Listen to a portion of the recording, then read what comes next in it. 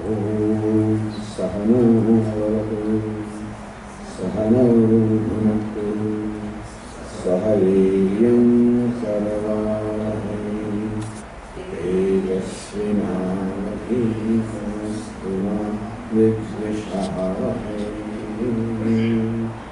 Om Shanti Shanti Shanti. Last night we started a discussion on Hindu Dharma and some of the important concepts which the people living in the West should particularly know, so that we have a correct understanding or appreciation of Hindu Dharma. We ourselves can relate to Hinduism intelligently and gain the real benefits of what the Dharma has to provide us. Also, we can present Hindu Dharma properly to our own children as well as to our colleagues and others in whose contact we come. Because people are curious to know about the tradition that you are following.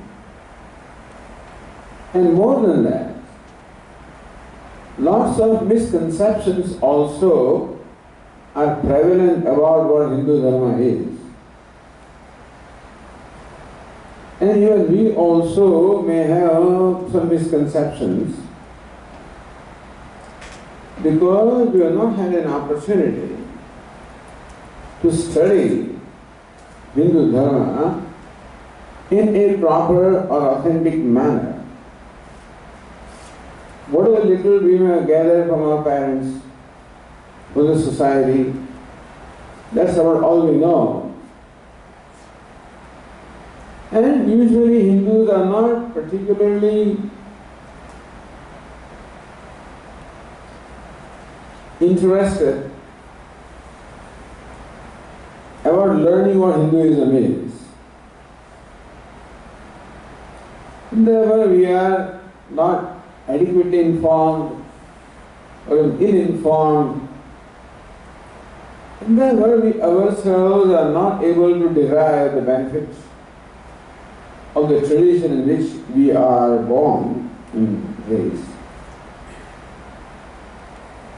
Hinduism, Hindu Dharma is a long topic, but we thought that during these couple of days we can share with you some of the important concepts for our own self, number one. And then better we understand, better of course we will be able to communicate to others who wish to know. So yesterday we spoke about Ishvara. The concept of Ishvara that the Vedas present before us. We are told that Hindus worship many gods, and very often we also believe that we worship many gods. So Puja Swami is very fond of saying this, that not that Hindus worship many gods, not that they even worship one God, they worship only God. One God is one thing, when God is one among many. Only God.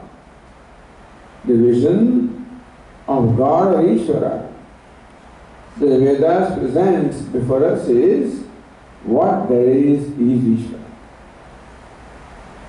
This is a very famous statement of Upanishad, Ekameva Vidya, one without a second. Ishvara is one without a second, meaning all that is Ishvara. Which means that you are also Ishvara. I am Ishvara. Whatever there is Ishvara. How can it be?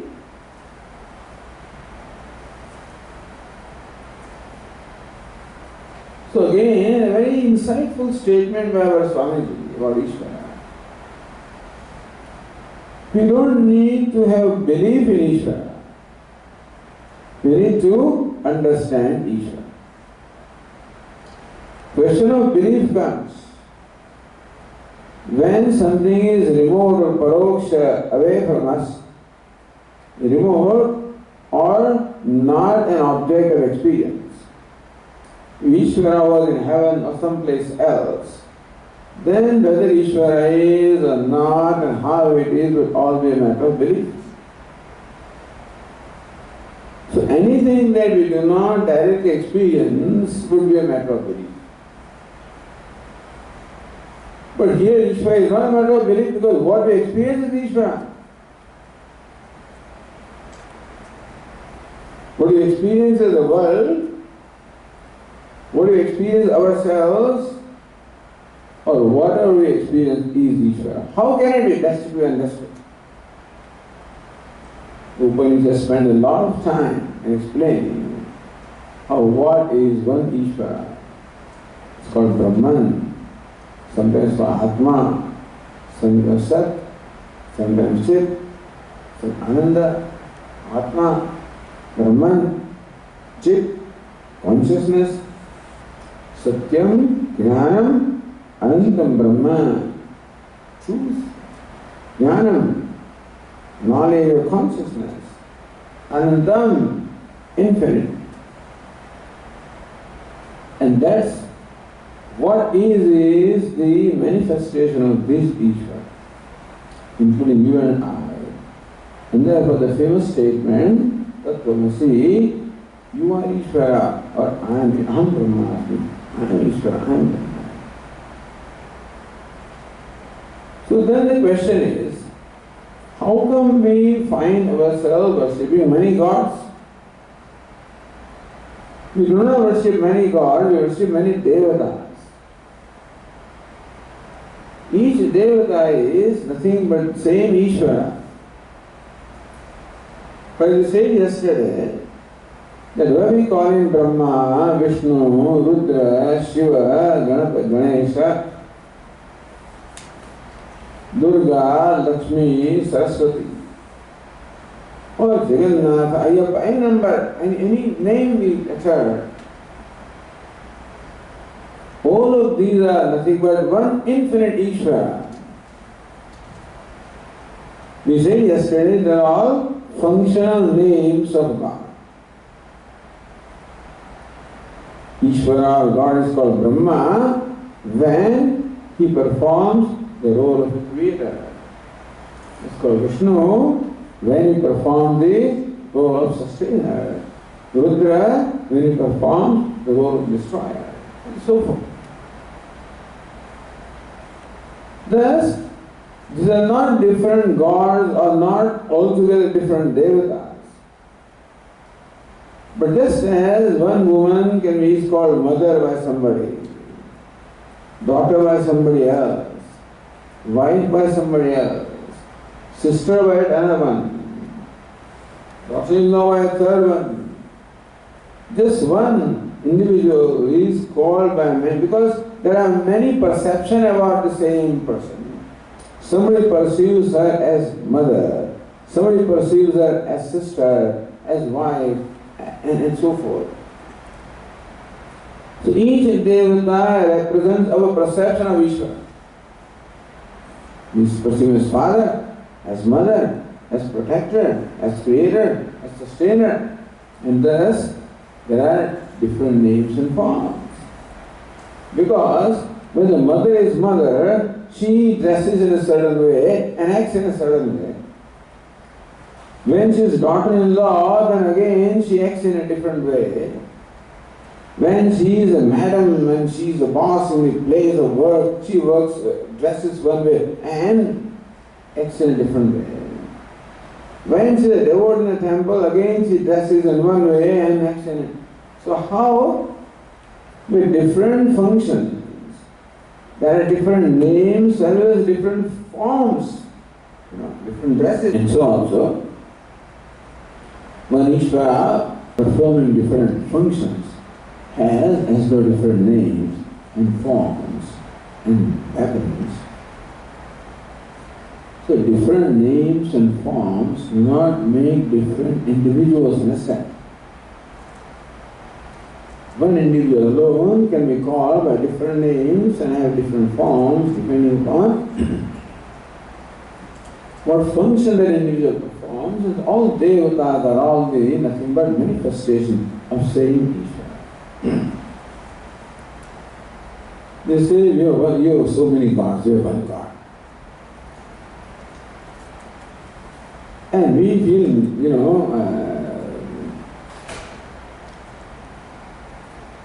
somewhat unsure, somewhat diffident about presenting ourselves. Would it not be nice if there was just one God and not many gods? Like saying that, would it not be nice if in a buffet there was just one khichdi and nothing else? Is it nice to have a number of items in a buffet where you can choose, or just one item whether you like it or not? A vast choice. You want mother, Ishvara is mother. You want father, father. You want son, son. You want friend, friend. You want guru, guru. Master, master.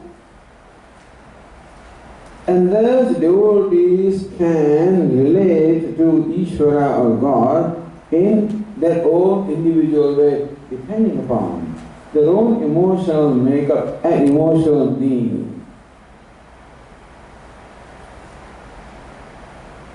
And therefore, there is Vatsalya Bhakti, Sakhya Bhakti, Dasa Bhakti, like that. So you can relate to Ishvara in your personal manner. And then when you don't even need to come to temple if you did not, because there is a temple in every home, there is an altar. Now another question that our children have is, what are these all rituals? Why are they rituals? As a ritual is something, very tedious and unnecessary. Understand that everything in life is ritual. When you have a party, you welcome your friends. Perhaps you wait at the gate and welcome your friend in a certain way. Then show them a place on a dining table in a certain way. Serve them food in a certain way. Don't you do that? It's not a ritual.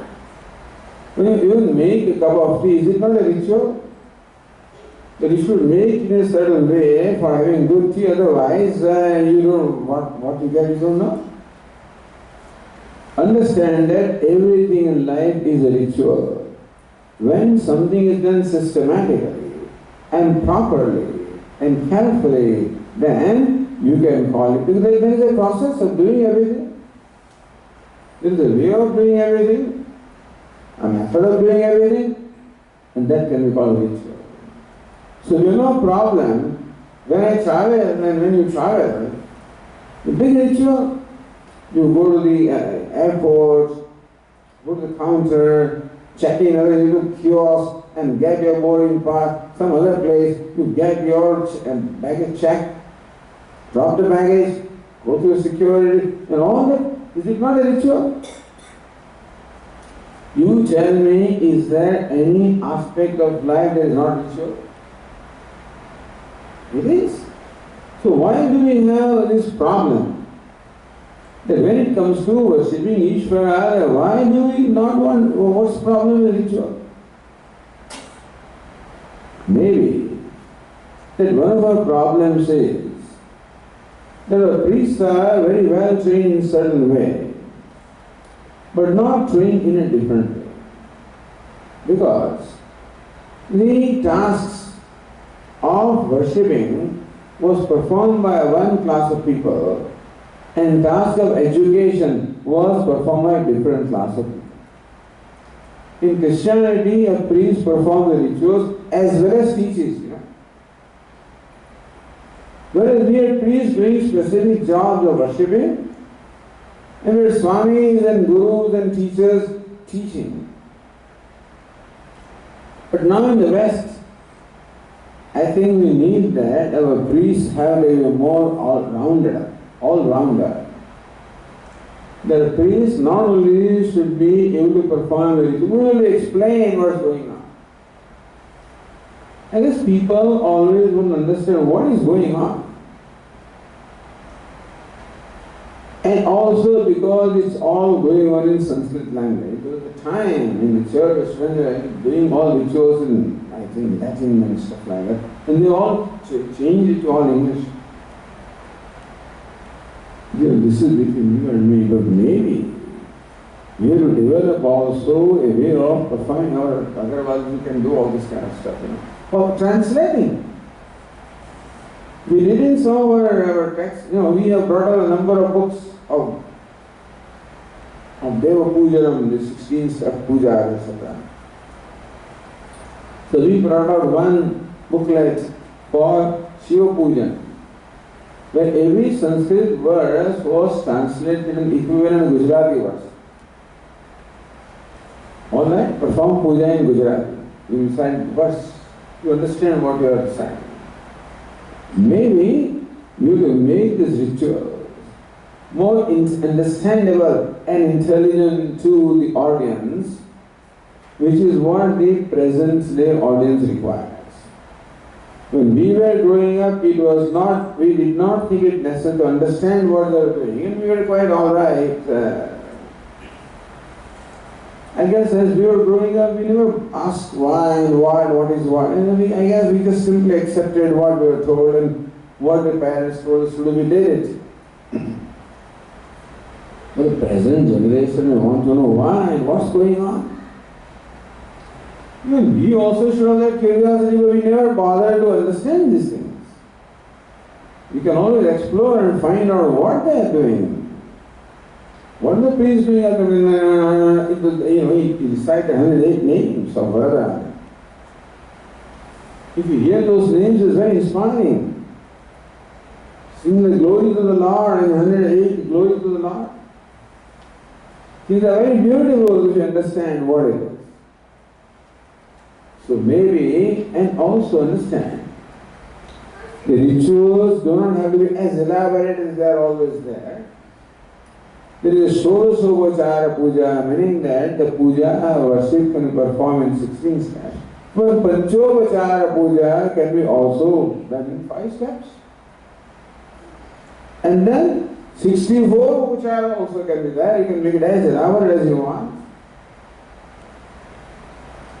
The purpose of making a ritual elaborate is so that we can focus our mind onto Ishvara or God, whom we worship. And different steps are performed so that our mind has different activities, but the focus of every activity is God. So you are bathing Him, you are giving Him garments and ornaments and food, and so all actions are different. But the locus or focus of each action is Devata. This puja becomes in a way a meditation. What is meditation? A thought flow of the same nature. So even though many activities are performed, this focus of all the thoughts is Ishvara. Never, in a way, a diluted form of meditation goes on even in puja. So, puja is a very wonderful thing that we have at our altar. You know why? Because all there is our Devata, what we call Ishta Devata. The concept of Ishta Devata. Ishta means that which is chosen, or which is revered, worshipped. So all the repertoire is available to us. We choose one Devata, our Ishta Devata, maybe Lord Krishna, Lord Shiva. all the traditions coming down our family. And Swami, which Devata? I said, look at all these and choose yours. What do you like the most? And fortunately, we have a vast literature where there is a Purana for every Devata. If your Ishta Devata is Lord Ganesha, this Ganesha Purana. So read that. Where you can read when you know the glories of the Lord, His devotees, Ishvara, His Parakrama, His incarnations, and what all He did, and all inspiring stories and the glories. So one way of invoking devotion from ourselves is by knowing the glories of the Lord.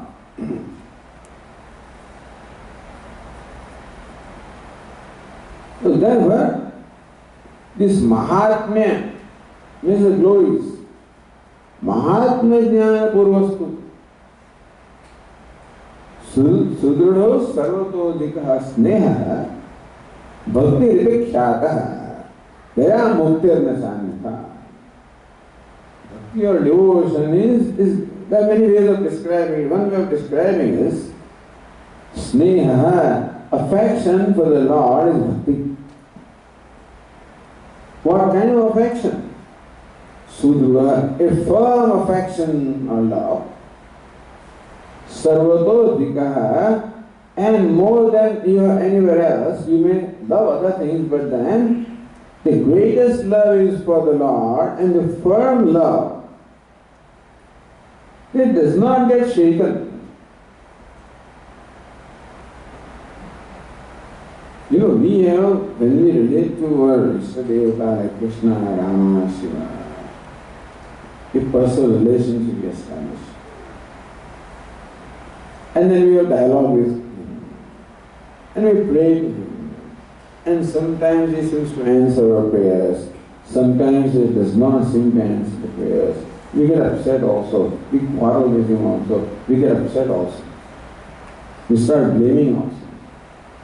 Meaning that our faith gets shaken. Swami, I believe in God. Very good. God is fortunate that you believe in Him. You know why? Because whatever I want, He does.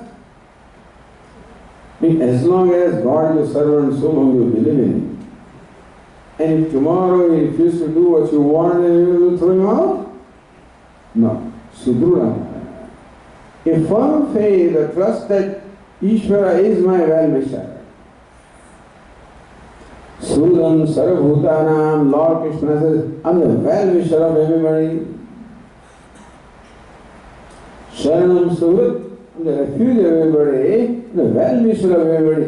An implicit faith in this statement that He is my well-wisher. The Swamiji does not fulfill my desire. What kind of well-wisher is it?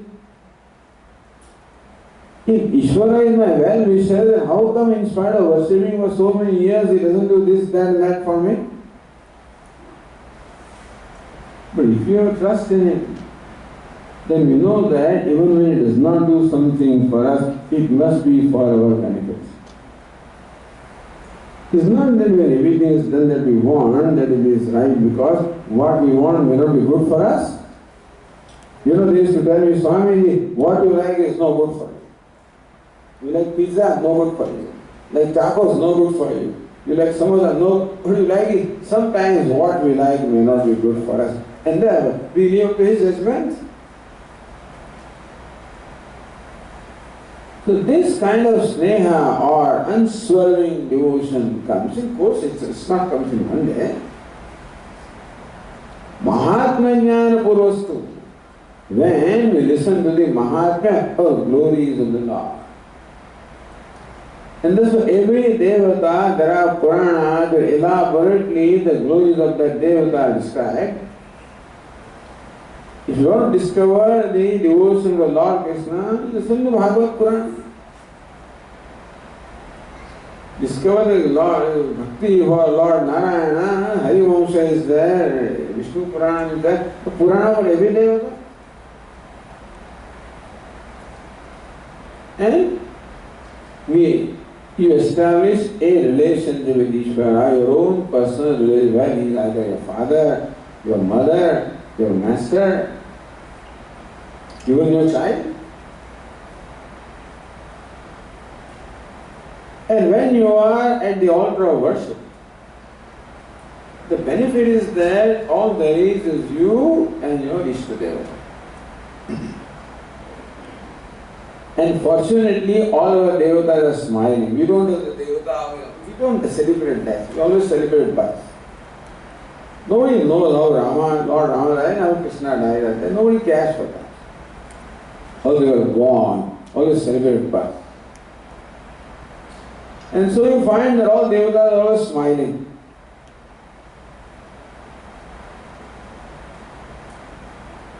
Swatmaramam muditavadanam dakshinamurtimide, a gentle smile. So in my altar, the devata, whether it is a murti or whether it is an image or whether it is a picture, whatever it is, one is smiling devata. And therefore, we feel very safe and secure when we are at the altar of puja. I know that he has no agenda for me and then he accepts me as I am. It is very important for us to feel, we feel comfortable with somebody when we are accepted as we are. If somebody places demands upon us that don't sit, Swami, don't sit like that. Don't wear clothes like that. Don't have this as they want me to change. I'm not comfortable. No, I'm accepted as I am, that is when I'm comfortable. So when I'm in the altar of puja, I know for sure that Lord Krishna or Rama or my Ishtadeva Anjaneya accepts me as I am. Why? Because he has no need, he has no agenda. We are not able to accept other people as they are because we ourselves are very needy. A needy person cannot accept others as they are. He can only accept if he fulfills their needs, not otherwise. But Bhagavan has no need. There is no raga, no dvesha, no partiality, no cruelty. Samoham sarabhuteshu name dveshosti na priya. I am equal to everybody. No partiality. Therefore, I feel very safe and secure and comforted and accepted. And then I can afford to be myself. When I am in front of you, I always put up a show, the facade.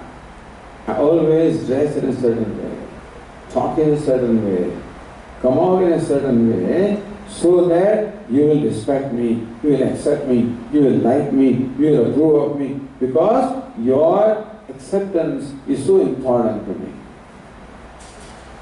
That I hardly am my natural self, even though it may be our own friends. Even then, there is always some kind of a show business going on, some dhamma or pretension is always there, because of our insecurity or fears. I'm afraid that if I come out in hand, then I'll be misunderstood, I'll be exploited, I'll be rejected. But when I'm there in the altar, I know that here I'm accepted as I am. Therefore, I can afford to be my natural self with all my limitations. So then I can invoke a devotee from myself. This altar of worship is a place where I invoke a devotee from myself. It's a devotee that performs the worship. So Swami used to say that I come out from a small puja room to the vast puja room of the universe. That then I can maintain the same spirit of worship also in my day-to-day life, slowly. Swakarmana tamabhyarchya siddhim vindati manavaha.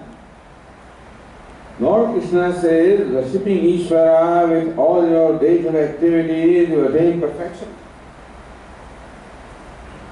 So Hinduism shows how to make our day-to-day life a process of worshipping Ishvara. How we can transform ourselves living our day-to-day life by changing our attitudes. Teaches us right values and attitudes. So puja is a very important aspect of our life. And therefore, worshipping becomes a daily routine. It's not just confined on Sunday or Friday or something like that. It's every day, can be twice a day, as many times as you want. So understand the glory of this dharma. Murti puja is a great boon rather than a curse.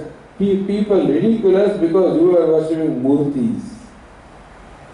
Because Swami says nobody worships stone, everybody worships God. We invoke Ishvara in the stone. When I look at that, it's not a stone, it's Varadaraja, it's Tirupati, it is Ishvara in my mind. And so people have so much condemned Hinduism and they have ridiculed so much that we also started believing that we are worshipping stones and stuff like that. No.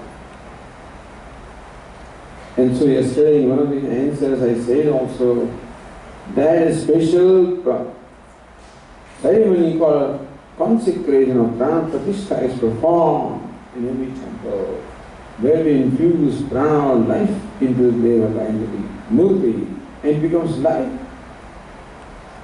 And more people come to temple and more worship goes on, their devata becomes more potent next time. Meaning that by worship we make that devata more potent and in turn that devata blesses us more. The temples are beautiful places. And then there is what is why do you go to temple? Is it not that God is everywhere? Husband asks his wife, she goes to temple every day. He doesn't go. Why do you go to temple? Because his problem is that, when she goes out, then he can't get his tea and he cannot get. Some of his conveniences are separate. So that is his problem. God is everywhere. Why do people go to temple? God is everywhere. Do you see God everywhere? Yes. God is everywhere, in all forms. But we begin with one form and one name. And you see Bhagavan there. When we see Bhagavan or God in one name, and slowly we will grow into maturity so that someday we will see God in other forms also. Understand that Murti Puja is not Hinduism, it is one step in Hinduism. Not typical stereotypicalizing. Hinduism means worshipping murtis or idol worship. Cow curry and what is it? Caste symbol and stuff like that. But Murti Puja is a great uniqueness of Hinduism. It's a great contribution. The whole world is idiotic and stupid, not understanding the value of this worshipping. Because they have some understanding of Ishvara that is transcendental, they do not realize that Hindus say that Ishvara is only transcendental, he is immanent, he is all pervasive, he is not Nirguna, he is also Saguna. Same Nirguna or transcendental Ishvara manifest very all costumes of gunas or attributes.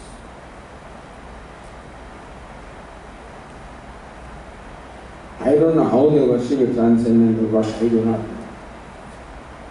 Our mind always functions in the realm of names and forms. Until we grow to a point, after years and years, that you may be able to still focus upon Ishvara without name and form, that requires lifetime training or training of many lifetimes. In fact, our mind dwells in name and form, and therefore, Ishvara having name and form is something very convenient for us to think and focus and worship and meditate upon. You don't understand this value. And they think that Murti Puja is all. No, we have, in fact, this is the first step. Uttama Sahajavastha, Vidya Dhanadharana, Tritiya Pratima Puja, Homayatra Chaturthika. Uttama Sahajavastha. The most exalted state is Sahaja, when you are one with Ishvara. There is no duality, you are absorbed in Ishvara. Sahajavastha. Then, next one is Vidya Dhanadharana. The concentration and meditation is set lower than that. Means of that. Even that also is very difficult. Tritiya Pratima Puja. Worshipping Ishvara through Pratima. Tritiya. Homaya, even that is also difficult. Puja also is not easy because the mind is wandering everywhere. Homayatra Chaturthika. Homa and Yatra, which requires more activity, etc. is Chaturthika. Mai eva mana adasva, mai buddhim niveshaya. Lord Krishna says. Talking about Sahaja Avastha, then may you focus your mind and intellect totally in me, and you will become me. Athachittam samadhatum na shaknosi maisthiram abhyasa yogena tataha. Here Arjuna, if you cannot have abiding in myself, samadhi, then abhyas, may you meditate upon me. Abhyasepya samadhosi, mat karma paramo bhava. If you cannot meditate upon me, because that also requires a mind which enjoys concentration and focus, then mat karma paramo bhava. You do perform karma, perform special pujas, etc. Pujas are performed at the physical level, the level of speech, the level of mind, they are all gradations. You begin with Pratima Puja and there are gradations when you ultimately become one with Ishvara. Hindu Dharma is extremely rich and it has place for everybody. That is the special.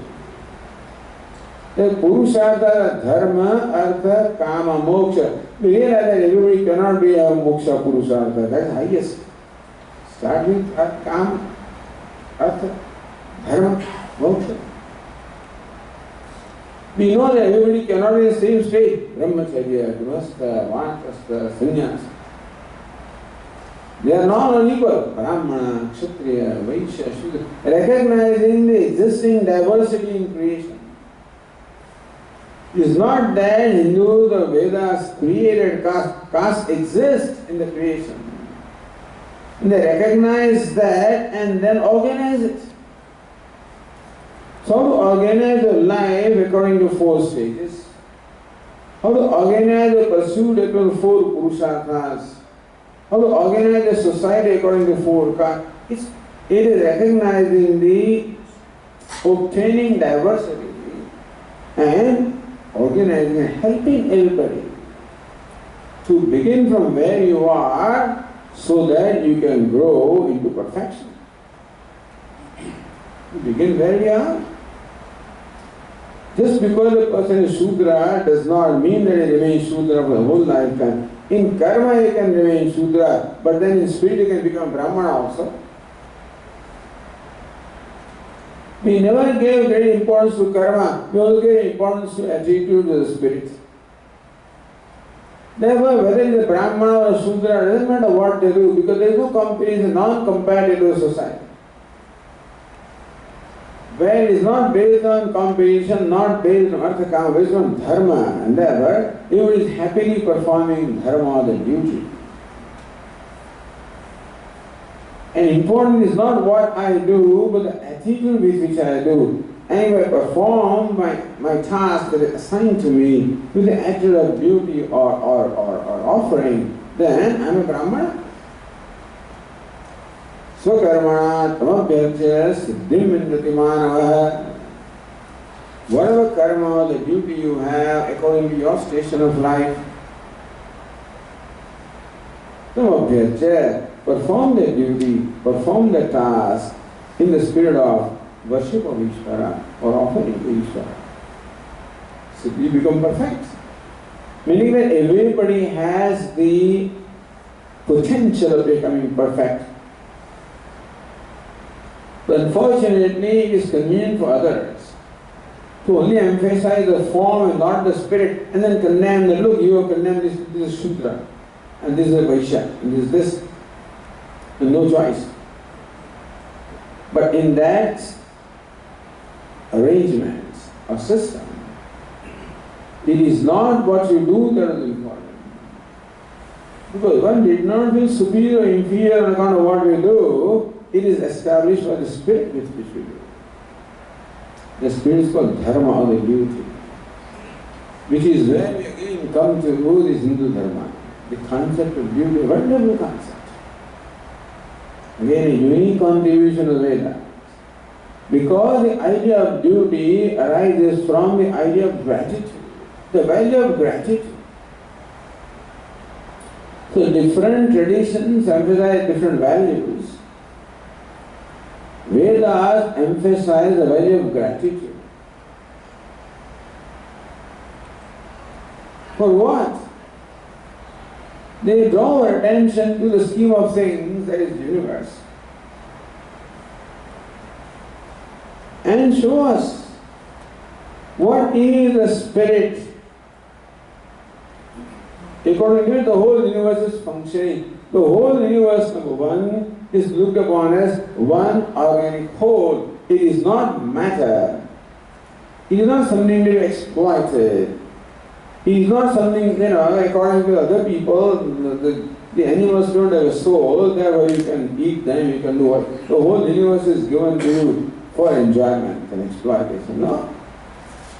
That's how they exploit it. The science exploit it. The technology, not science, exploit it. And destroy the environment here because of this false understanding that the universe is meant for enjoyment. But the Hindu Vedic Dharma looks upon the universe as manifestation of Ishvara, one organic whole. It's called cosmic person Purusha. The Purusha Sukta, which is the hymn in praise of the cosmic person, where the universe is imagined to be a person like you and I, for meditation. Chandrama manaso jata chaksho suryo ajayata mukhalindra agnischa prana vayu ajayata. Chandrama manaso jata, the moon is the mind of the cosmic person. Chaksho suryo ajayata, the sun is the eye of the cosmic person. Mukhalindra agnischa, Agni is fire, is the mouth of the cosmic person. Prana vayu ajayata, the wind is the breath of the cosmic person. So where you are in the cosmic person, you don't have to go anywhere. Look at the sun, that is cosmic person, the moon, the air, the wind.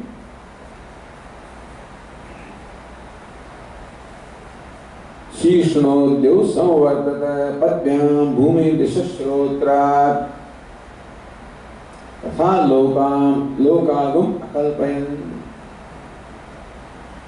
Heaven is the head of this cosmic person, the space is the body, earth is the feet,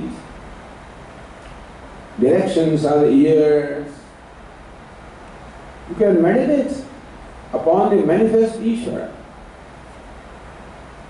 Meaning that we do not look upon universe as some kind of a world which is unconnected. Everything is connected.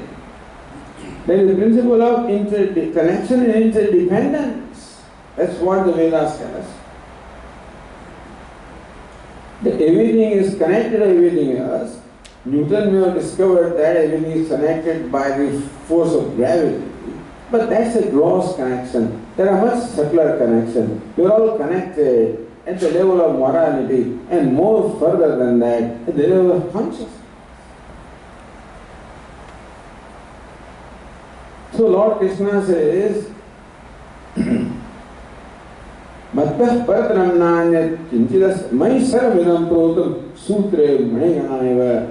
Just as in one thread, all these jewels are threaded in one thread to make a beautiful garland or necklace.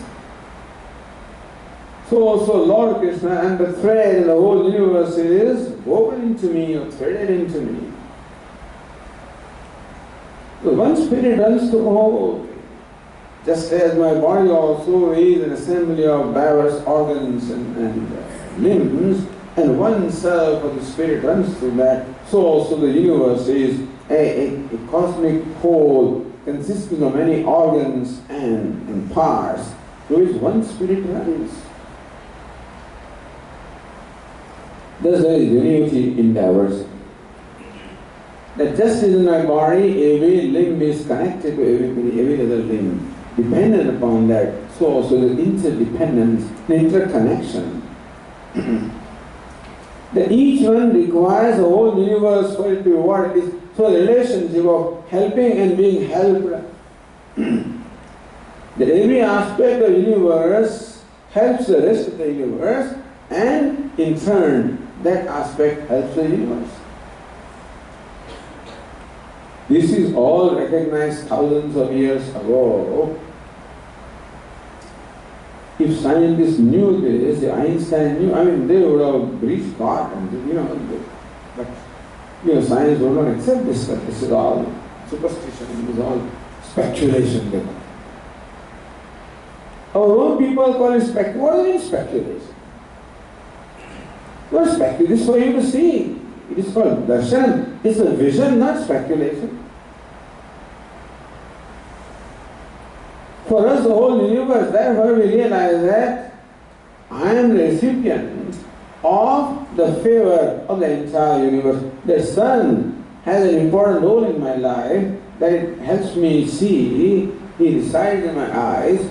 Moon has an important role, that it helps my mind. Earth has an important role, it supports me, sustains me, nourishes me. Every element in the universe has a role to play in my life, directly or indirectly. Every creature, every animal, everything that crawls on the earth has directly or indirectly has a contribution in my life.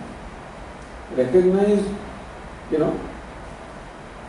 Buddha talks about it. It's called Madhu Brahma.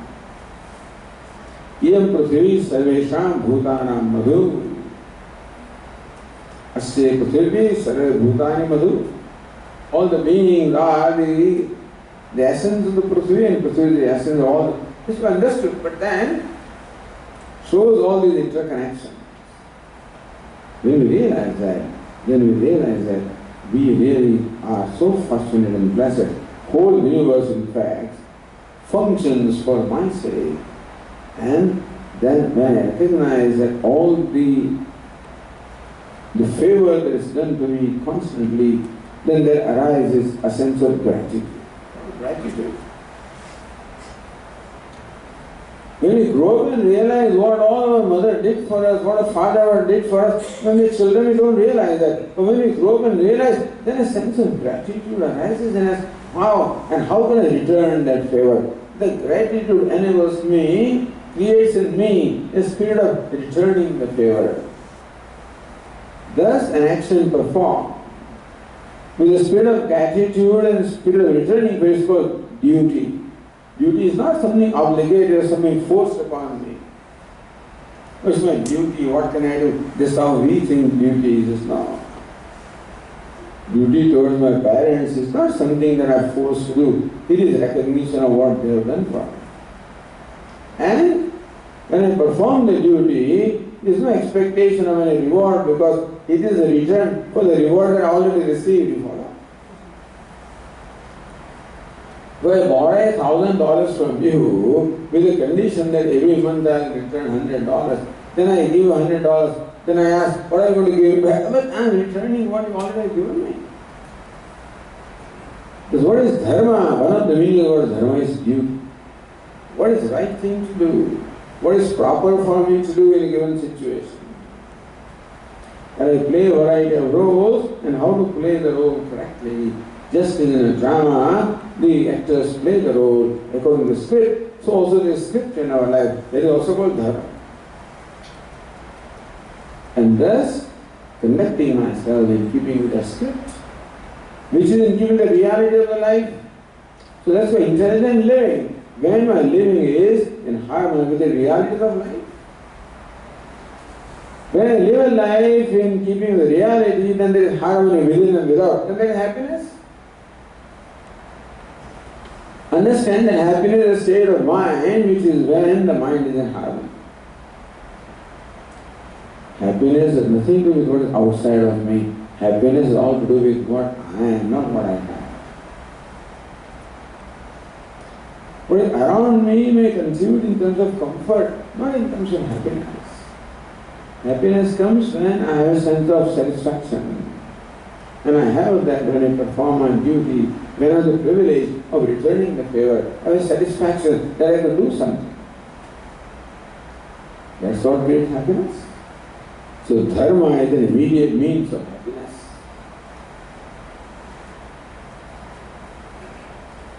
Because dharma or the duty enables me to live my life in keeping with the order of the reality of life. That's for intelligent living. That's Hindu Dharma teaches us. So Ishvara is a very important concept. Murti Puja is an extremely important concept. Puja at our home and altar is a very extremely important concept. Dharma, the duty, is an extremely important concept. All unique to Hindu Dharma. You don't find them elsewhere. Great contribution, spiritual contribution of Hindu Dharma, Vedic Dharma to be universal, if they have value for us. In their snobbishness, that we are superior and you are inferior, they reject what all you have, it is totally stupid in my opinion. Because a person should open mind and a mind to learn what other traditions have to contribute. Meaning that we should be open to Christianity to learn what they have to contribute. Open to Islam, other traditions also, if they have something to contribute, then we should be willing to accept it. The Buddhism, Buddha taught compassion, something to understand and imbibe. Christ taught love, something to understand, service, something to understand and imbibe. Islam teaches brotherhood, something to learn and imbibe. We need not go into the rituals and stuff like that, but the basic principles that they teach, you can always imbibe without dismiss them because they are different from us. This is nothing but arrogance to say that because they are different from me, that therefore you are wrong and I alone am right. And there cannot be greater arrogance than this. And in so doing, we are missing out the contribution that others will have to make in our life. We can enrich our own life also by being inclusive of others, not exclusive of others. Hinduism is inclusive. Spiritual inclusiveness is a very important aspect of Hinduism. Then we never went to convert anybody because we never thought that conversion is necessary. If you follow the principle that Hindu Dharma teaches, then you are a Hindu. We never believed that you can get moksha only if you are Hindu. If you are baptized, only you can go to heaven, otherwise not. So what Swami used to say. When the day of judgment comes. What's your name? Swami Dayananda. Krishna told you that way. Tom, this way. Just because you follow some name, and I was baptized and some kind of thing, that for you qualified to go to heaven, paradise, what do you mean by that? It's so idiotic to think that just because I'm a Christian that I become, you want to become a Christ to go to paradise, not just by becoming a Christian. And so, they don't tell you that what it means to be a Christian, you have to be Christ, and then that's what. It's not just you are baptized and do some ceremonies and stuff like that, that you are saved now. It's idiotic. You can think and you talk. We are not here to criticize anybody, but I am here to tell you how shallow and hollow those principles are, and how we think that they are so great, and we are so inferior. How profound the principles of Hindu Dharma are, how inclusive they are. We think that moksha is the privilege of every human being, not only of Hindus or somebody born only in India. Really, every human being. So the human pursuits, not only pursuits of Hindu, Dharma, Artha, Kama, Moksha, pursuits, human pursuits, Purushartha. Purushai Arthade is the Purushartha, that which is taught by human beings. Every human being has right for Artha, Kama, Dharma, Moksha. But Artha is the means of Kama and Dharma is the means of Moksha. So very broad-minded, very inclusive and very welcoming. That's why India became a land where all people came and they were accepted and they were absorbed. So that Indians behave in that manner is because that is the culture of the Vedic culture in which they are raised and born, and they are born with inclusive spirit. You don't condemn somebody because somebody follows a different way of worshipping, etc. You do your thing, I do my thing. But no, I am right and you are wrong. But that shows a tremendous insecurity in the mind. In order to prove that I am right and you are wrong, I need to prove that, I need to believe that you are wrong and I am right. Then only I feel comfortable. Why can it not be I am right and you are also right? Why not a win-win situation can make you comfortable? That requires a great inner security. Insecure person cannot be an inclusive person. A secure person can be an inclusive. Hinduism teaches inclusiveness, not exclusiveness, not excluding. And so, some of the greatest teachings of the Vedic Dharma. And many more things can we say anyway, but here in these 2 days, we are going to share with you some very important aspects of Hinduism. Yajna is another very important aspect of Hinduism, by the way. Yajna is translated as sacrifice, sacrificial ritual. In word sacrifice, has a lot of connotations. When you hear the word sacrifice, it looks like something that we have to part with, whether we like it or not. So yajna should rather be translated as an offering, self-offering. Now in the Vedic tradition, every householder was required to perform 5 kinds of yajna every day. Pancha Mahayajna. It's very interesting how they recognize that. 5 kinds of violence is built into our life. In the times of Vedas, the life was very simple. Minimum consumption. And even a life that was very simple with minimum consumption, they recognize that there is unavoidable himsa or violence in our life, where we injure other creatures, knowingly or unknowingly. Kandani, Peshani, Chulli, Udukumbi, Marjani, Panchasuna, Grastasya. In household life, just in living a simple day-to-day life, winds up performing 5 kinds of himsa.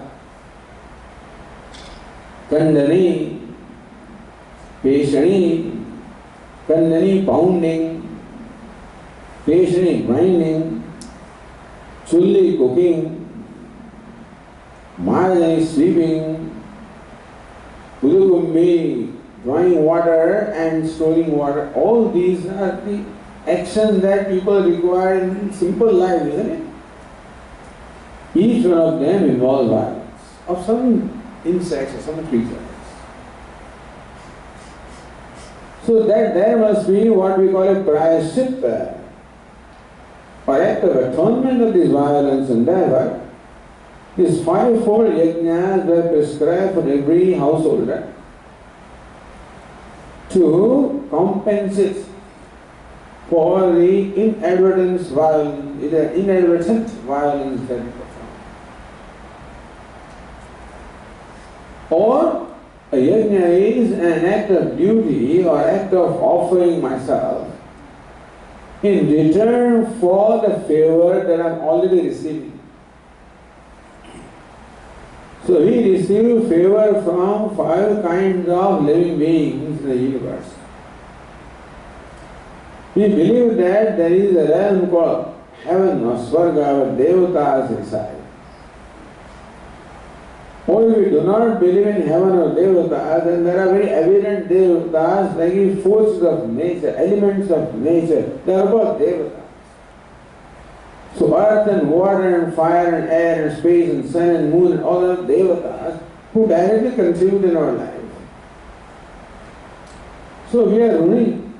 We are indebted to devatas, devaruna. And rishis, all the sages and the teachers have a great contribution in our life, that they spend their entire life in pursuit of knowledge and have created for us a great storehouse of knowledge from which we are drawing freely. We are indebted to them, to the rishis. Our parents, of course, it is very evident that they have given us this body, raised it, nurtured it, nourished it, educated it. And not only our parents, but all of our ancestors also have a direct or indirect contribution in our life. Their blood is flowing through our veins.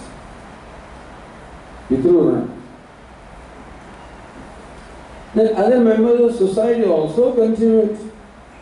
Farmer by doing what he is doing, a merchant by doing what he is doing, even a postman, even a nurse, a teacher, anybody. All of them, direct or indirectly, contribute something in my life, then only I can live my life.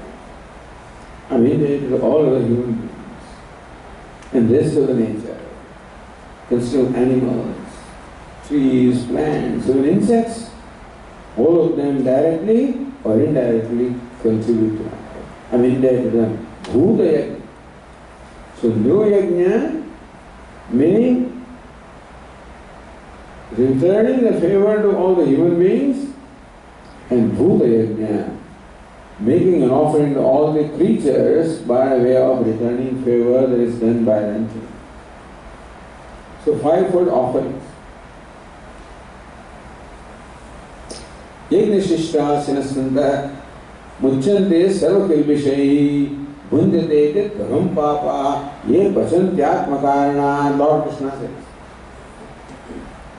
that our first duty is, these are all stakeholders in our life.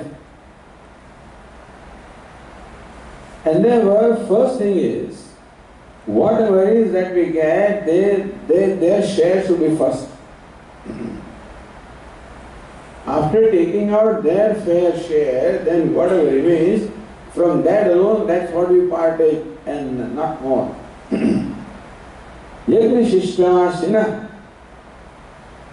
Yajna Shishta Ashina. Having performed the yajna, meaning having made the offerings, Shishta, whatever remains, Ashina, and he partakes of that. Muchante sarva kilvishayi. I become free from all the kilvish, all the sins that I am performing, knowing or unknowingly. Bhunjate praham papa ye pasantyatmakana. To the self-centered people, only Atmam Bharaya, cook for only themselves. For whom there is nobody else has a place in their life, they are not eating food, they are eating sin, and they are wasting their life. This yajna, offering, was a very important concept. This is what we call recognizing the existing harmony and remaining in harmony with the universe. It's an eco-friendly system, understand? They recognize what the whole ecology of nature is to contribute in our life, now worshipping nature. Not taking more than what we need. Upanishad says that the food, well, Ishvara created 7 kinds of food, but the food they commonly created, that is meant for all the creatures, not only human beings. Meaning the food that grows in the field, that farms, etc., is meant for everybody. In other words, there is share, birds also have a share, everybody is share. So when I put a morsel of food in my mouth, the whole world is watching me, he is eating our food. Meaning that if I consume more than bare necessary, then I am depriving them of what they should have. How ahimsa is built into the life. Non-violence arises from a respect of the rights and requirements of all other life forms, that I am not an isolated creature, I am a part or a unit of the, I am the one among the entire thing. Interconnected, interdependent. And therefore Vedas recognize our life as a life of contribution, offering. So yajna is not a sacrifice. Because sacrifice is something I'm obliging somebody by sacrificing. No. Yajna is returning the obligations. It's an act that is performed in the spirit of gratitude when I return the favor. So the concept of yajna also is a unique concept that the Vedic Dharma or Hindu Dharma provides. So we should be very proud that we are fortunate to be born in a tradition like that, which is so profound, which is so rich, so vast, and which has a place for everybody. It is true that it is the most ancient tradition, stretching over millennia. And then another thing, is not an organized religion. That's another important thing about Hinduism. It is not an organized religion, which was a great advantage in ancient times. Because when there is a hierarchy is there, when there is organization, then there is a control. And spiritual growth always takes place in the environment of freedom, not in the environment of control. Because everybody was his own master. I'm not controlled by anybody. I follow Dharma in my own ways. I have a freedom to learn and grow. That's the reason why they could not convert India into either Islam or Christianity. Because had it been an organized religion, all you need to do is to convert the head and everybody else follows you and converts. If they tried to convert Brahmins because they were the leaders, spiritual leaders, except Brahmins, oblige them, they prefer to die than being converted. Anyway, so the thing is that it is not an organized religion. Meaning that it recognizes the freedom of every individual to grow in his or her own way. Now, it provides a structure for you to follow, but not an obligatory structure or hierarchy. Spiritually it's a great advantage, but then politically it's a great disadvantage. Politically organized people always have a strength of the organization, and all organized religions were able to expand and control the world. Hinduism is not an organized religion. There is no one voice. There is one authority. And therefore everybody talks his own language, his own way, there is no agreement also. So what was an advantage spiritually turned out to be a great disadvantage politically. And therefore, a vast portion of India have been converted, and very little of Hindus is left, by the way. Hindus are idiotic people thinking that nothing happens in Hinduism, that nothing has happened. A lot of things have happened. If you look at India, maybe a few hundred years ago, then Afghanistan, even Brahmadesh and Sri, everything was part of India. When Ashoka and those people, the Chakravarti on the rule, India was a vast country. And Hinduism or Buddhism is spread everywhere. Today you are reduced to something very limited. Anyway, it's not a political talk or anything. What I'm saying is don't take for granted that you can survive. Therefore the need to organize and unite has become very necessary.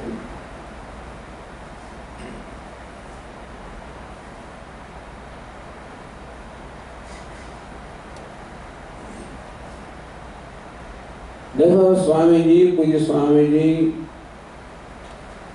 created what we call Hindu Dharma Acharya Sabha. Where Acharyas, all different traditions will come on one platform to retain your different views but address the common problems, which are many. And so, well, that's a different topic. What I'm saying is that not being an organized religion has turned out to be a very great disadvantage politically. And therefore some kind of organization is needed. Not on the basis of that we don't do on the same belief system.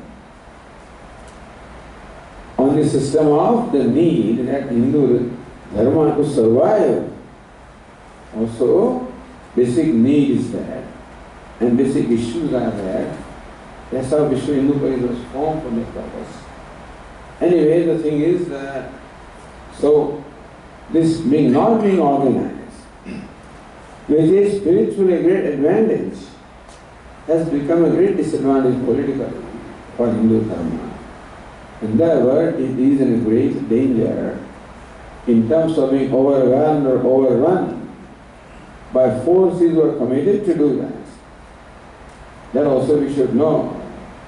Each one of us should be aware of the state of affairs.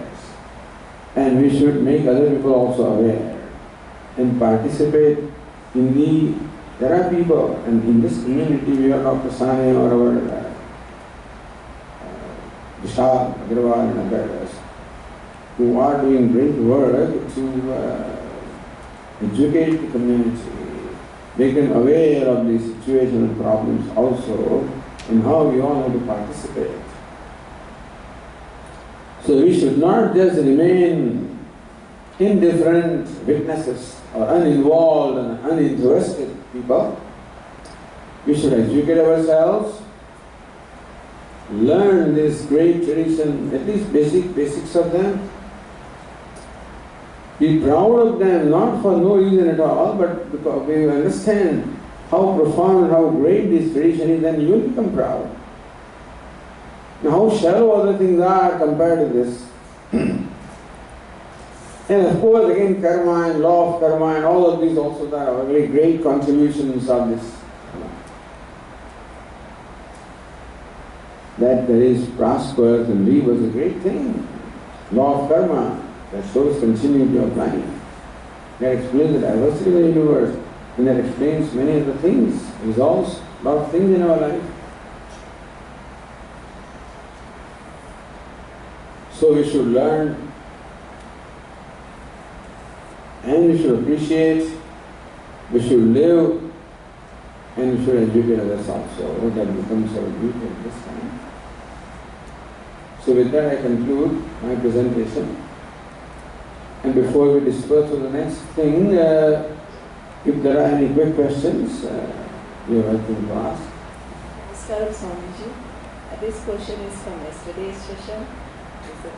Yesterday you mentioned that in Vedas you have how to get moksha, and Kabir poem, you said that you go everywhere looking for God, but God is inside.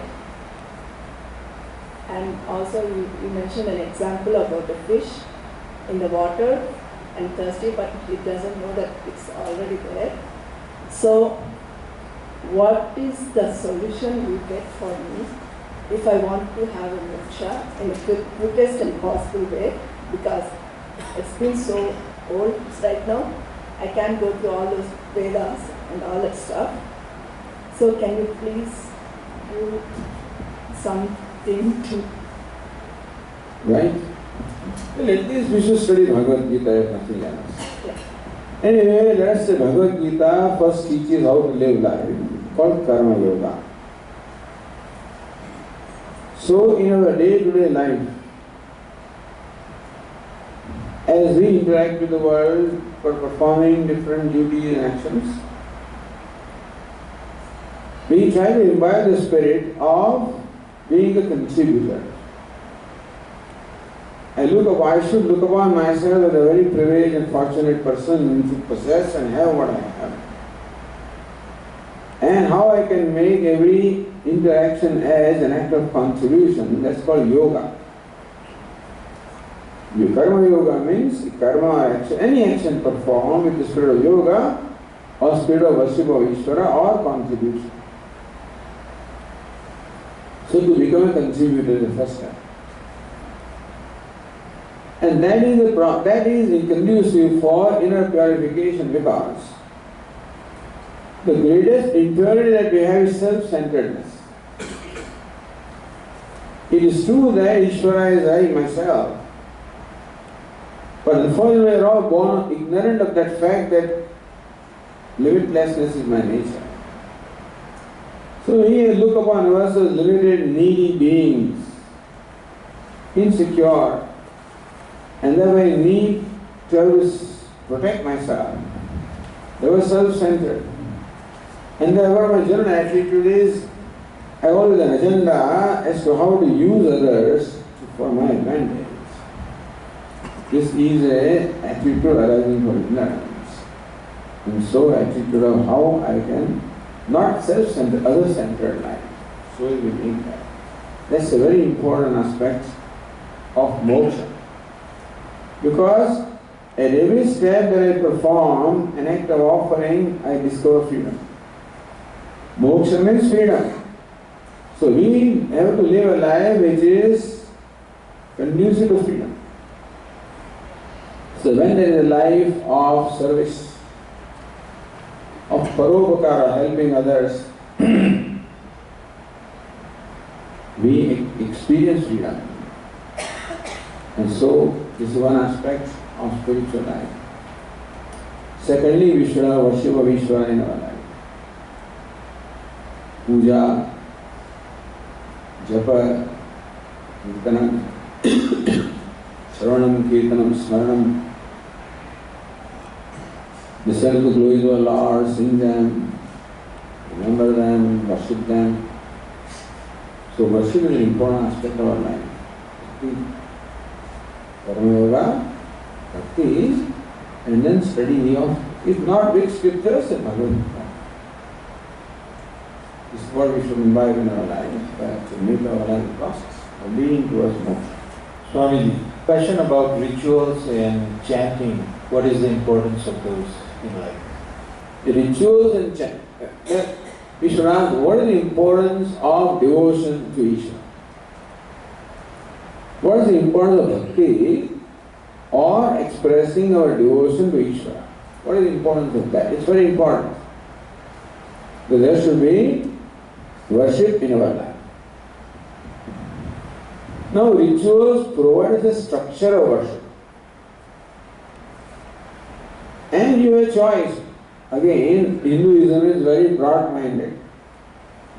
It is not necessary that you have to worship only in a certain way or certain ritual. You can worship as you like. But rituals provide a structure. And a structure requires me to be alert. So it enables me to become systematic, attentive, alert, committed. That's what the ritual helps. But you find rituals to be very tedious, etc., then you learn some very basic aspects as to how to worship Lord. Chanting, of course, is part of worshipping. They say that Shravanam, listening to his glories, Kirtanam, singing his glories, Smaranam, remembering or memorizing or meditating, or repeating his name, worshipping. All different aspects are there by which we worship Ishvara. So whatever we can imbibe in our life. But worship of Ishvara is a very important thing. And that's why the rituals come. Thank you, Swamiji, for being here. I had a question. So India as a country becomes a foreign land to most second-generational Hindus that are here in America. Many kids, by the time they hit their 20s, they've been to India only 1 or 2 times. So my question is, in your opinion, is understanding India as a country vital to understanding Hinduism as a religion? I think that the parents here, when they are raising their children, should make it a point to take their children as often to India as possible. Take them to the different shrines in India, different historical sites, give them a first-hand exposure to the religious and spiritual and social and historical culture of India. You say that they have never visited, gone once or twice, but that's because parents have not taken interest in that. But we should, and they will be very excited. They will be very educated also, because a first-hand education is what you get. Then they have appreciation of what Hindu Dharma is. Because that's where you have to connect yourself with the roots. And the native place happens to be the root with which you are connected. And so, all right, take them now, in their 20s, take them around and educate them as to what the shrines are, what the worship is, what the history is, what the culture is, what the heritage is. But I think it's a privilege that they are born in Hindu family and culture, and that they should really derive the benefit of that. And not squander it just because they are not exposed to Hinduism and therefore they are not educated. Then they squander. There is nothing in their life. They can't become Christians also, they are Hindus also, they are here, neither here nor there. And that way they are missing out an opportunity of self-growth. The emphasis here in this country is on the material growth, which we recognize, but understand that material growth becomes meaningful to you provided you have self-growth. Meaning that in order for me to be happy, not only do I require the means of happiness, I also require capacity to enjoy that. You follow? Just because music is played does not mean that I can enjoy it. I must have the capacity to enjoy it. That capacity comes when you initiate self-growth, emotional maturity, and that's where the religious life or spiritual life comes. And so at least our children should know that spiritual is very important. And it's easy to turn away from religion because it's inconvenient and tedious. And very often children simply reject things because they don't want to bother. That's all. They don't want to take any interest. They don't want to bother. If they want to learn, they go all out to learn things and do things if they want. Why when it comes to religion, it's all ritual and all tedious, because they don't care, they don't want, they don't bother. They don't see the importance of that. So we have to show them the importance. I don't mean rituals and karma as such, but the spirituality that Hinduism teaches. And how life should become spiritual. Religion is a form that spirituality, we need both ideas. Spirituality is the spirit, and religion gives a form to express. So we can't be a spiritual person without being a religion one way or the other. And then the religion also has to be there, the form also has to be there. As much as possible. As much as their mindset allows them. But it's duty of the parents to imbibe this in themselves. Swamiji, you mentioned that the number of Hindus is declining. And in order to reverse this, how do you feel about ideas such as Ghar Wapasi or some ways of promoting other people to become Hindus? Right, that's all right. I mean, I did not mean that we have to necessarily, I mean, it's a good idea. But what? I mean, it's just being done, and it may as well be done. I support that. But it's a minuscule number, I mean, 100,000, even 100,000, it's just a minuscule number. Please do that, no question about it. But our Bada Swami, Swami Chinmayananda, somebody was asking, Swami, do you convert people? So now I convert Hindus into Hindus. And that's what we need to do. Then it's all right, then we'll protect it. We have to protect Hinduism ourselves. There's no government going to help you. Nobody's going to help you. So-called secular, all selfish people, their agenda is only power. In the name of secularism, they want to retain their power. So we will help ourselves. There's no organization that can help us. So we will educate ourselves, help and create that awareness around ourselves.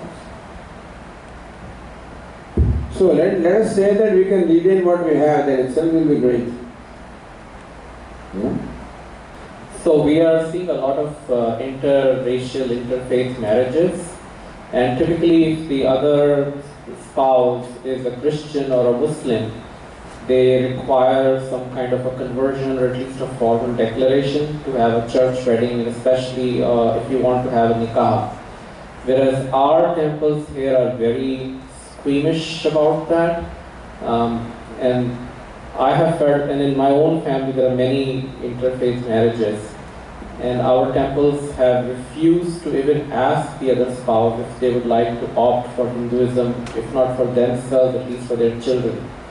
So the net result is that it becomes a one-way outflow of our community members, Hindus, into other religions, and then the children are raised as non-Hindus, they're baptized, they have sunnat and other things. And so what's your perspective on that? It's not so much the temple as much as our children, understand? It's not temple that does something. When a Hindu child gets married to a, let's say, Muslim person, they insist that you have to become Muslim to get married to me.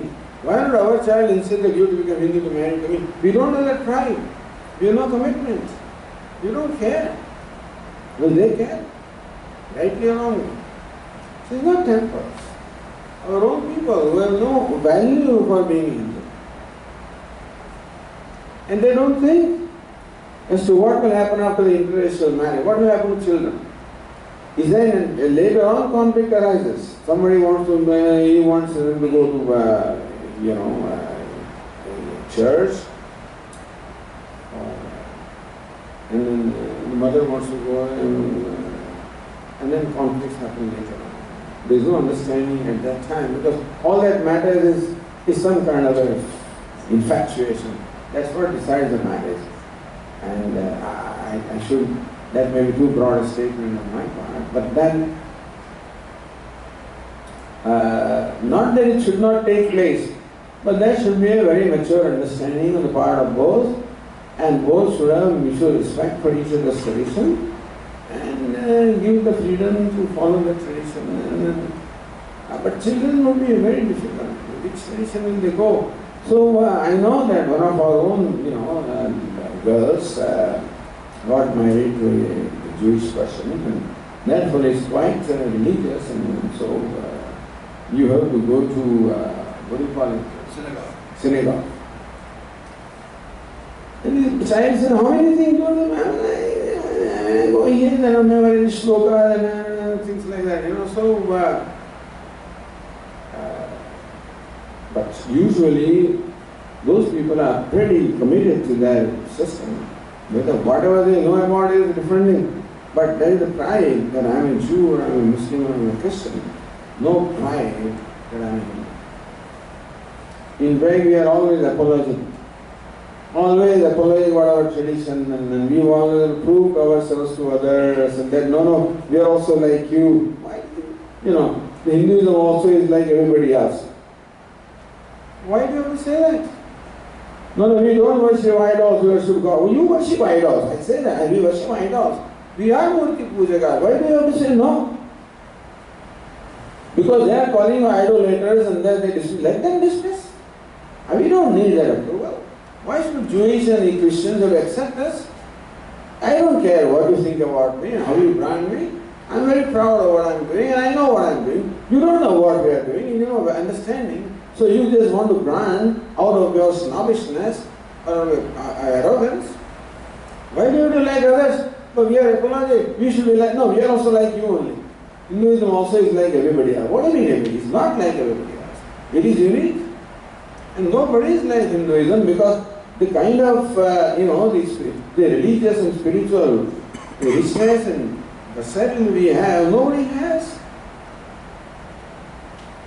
Why we are ashamed of ourselves? No, that's how we are made to. But our parents have not taught us. We are not educated.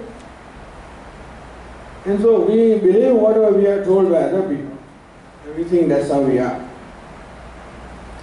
So we can't blame our children that there was no pride and no attachment and no identification in Hinduism.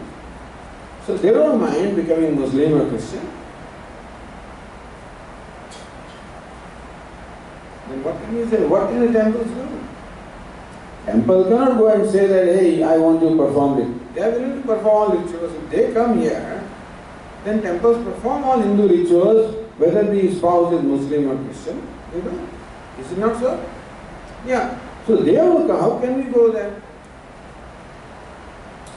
So it is not temples ourselves and parents that they have not done anything to their children as far as their religious studies. But they don't know. Parents don't know anything.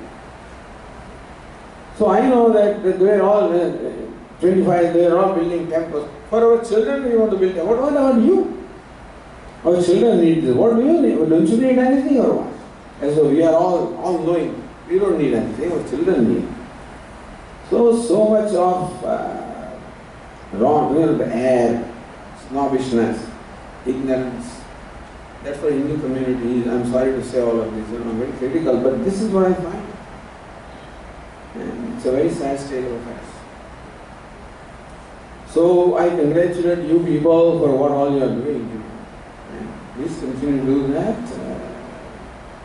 All we can do is to communicate to you, so you can communicate to them.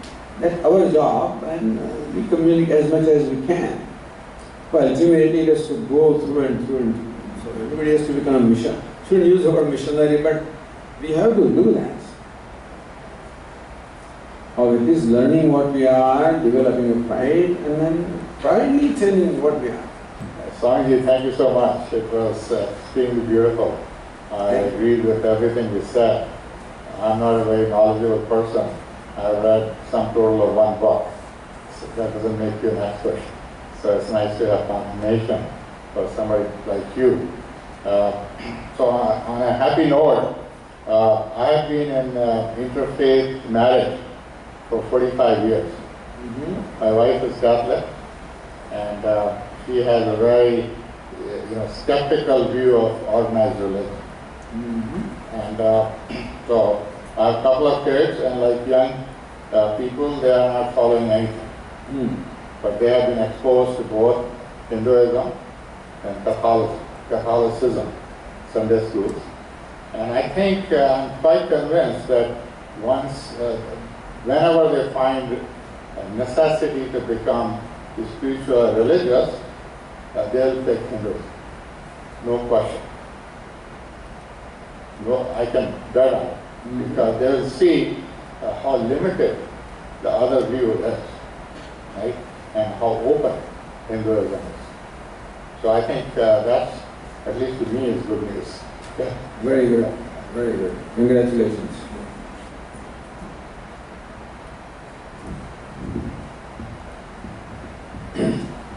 Om Purnamada Purnamidam Purnat Purnamudachyate Purnasya Purnamada Purnameva Vasishyate Om Shanti Shanti Shanti Hari Om Shri Gurubhyo Namah